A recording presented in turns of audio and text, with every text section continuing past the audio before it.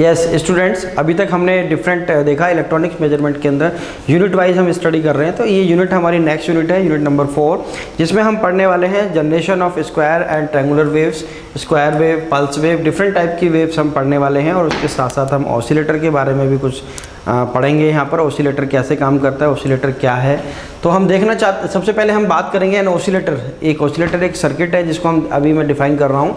N oscillator is a circuit which produce a continuous repeated alternating waveforms, यानी कि continuously क्या कर रहा है, एक वेव फॉर्म मुझे जनरेट करके दे रहा है, ठीक है, विदाउट एनी इनपुट, यानी इनपुट मैंने कोई अप्लाई नहीं किया, विदाउट अप्लाइंग एनी इनपुट्स एक सर्किट है जो मुझे कॉन्टिन्यूसली एक अल्टरनिंग सिग्नल या वेव फॉर्म मुझे जनरेट करके दे रहा है। Oscillator basically convert unidirectional current flow from DC source into the altering waveform which is of the desired frequency as decided by the its current circuit components। यानी circuit component क्या होंगे, in general में बात करूं तो इसमें हमारे L और C होते हैं। तो L और C की वैल्यू के ऊपर डिपेंड करेगा, बिना इनपुट अप्लाई किए हमें कॉन्टिन्यूसली सिग्नल हमें मिलता रहेगा। An electronic oscillator is an electronic circuit that produce a periodic oscillating electronic signal often a sine wave और ए स्क्वायर वेव और ए ट्रायंगुलर वेव, यानी वो साइन वेव भी हो सकती है, स्क्वायर वेव भी हो सकती है, ट्रायंगुलर वेव भी हो सकती है। कोई भी सिग्नल को हमें कॉन्टिन्यूसली हमें जनरेट करके आउटपुट पर देता रहेगा। Oscillator convert direct current DC from a power supply to altering signal, यानी कि ये सबसे इंपॉर्टेंट लाइन है इसके अंदर। ऑसिलेटर करता क्या है, What is the working of oscillator? That is oscillator convert direct current, यानी direct current means DC को ये क्या कर रहा है, एक पावर सप्लाई से मैंने DC लिया और उसको कन्वर्ट किस में कर रहा है, AC सिग्नल में, यानी to convert DC signal into AC signal. We can see here component of oscillator circuits. Most oscillator consist of 3 basic parts, 3 type के कंपोनेंट्स इसमें होते हैं। सबसे पहले एक एम्पलीफायर होता है, फिर वेव शेपिंग सर्किट होता है, और तीसरा हमारा पॉजिटिव फीडबैक होता है। तो पॉजिटिव फीडबैक सबसे इंपॉर्टेंट है। Feedback means, positive feedback means the some part of the output is again apply at the input, यानी आउटपुट का कुछ पार्ट क्या होगा वो वापस हम क्या कर रहे हैं, इनपुट पर अप्लाई कर रहे हैं। तो और पॉजिटिव रेफरेंस में कर रहे हैं, इसलिए वो कहलाता है पॉजिटिव फीडबैक, ठीक है बेटा। और एम्पलीफायर मीन्स, यानी लो सिग्नल है मेरे पास, उस लो सिग्नल को मैं एम्पलीफाई करके आउटपुट पे हाई सिग्नल के रूप में वेव कर रहा हूँ। वेव शेपिंग सर्किट क्या है, it depend upon the desired signal. मुझे साइन वेव चाहिए, स्क्वायर वेव चाहिए, ट्रायंगुलर वेव चाहिए, जिस टाइप की वेव फॉर्म मुझे चाहिए वो ये सर्किट मुझे प्रोवाइड कर देगा, ठीक है।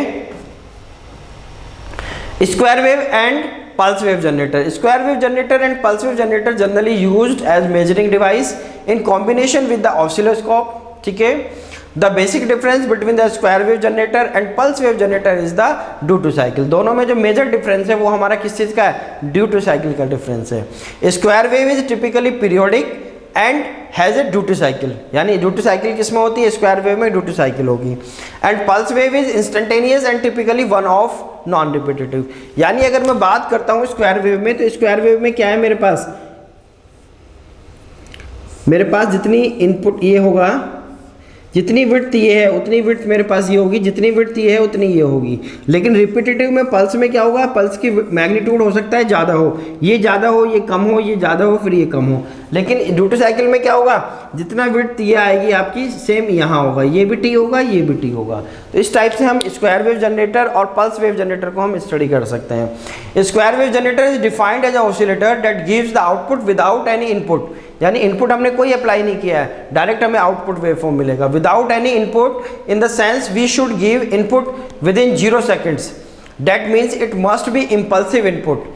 This generator is used in digital signal processing and electronic applications, यानी इसके एप्लीकेशंस कहाँ कहाँ हम यूज कर सकते हैं, डीएसपी में हम यूज कर सकते हैं, डिजिटल सिग्नल प्रोसेसिंग में हम यूज कर सकते हैं, और इलेक्ट्रॉनिक एप्लीकेशंस में हम इसको यूज कर सकते हैं।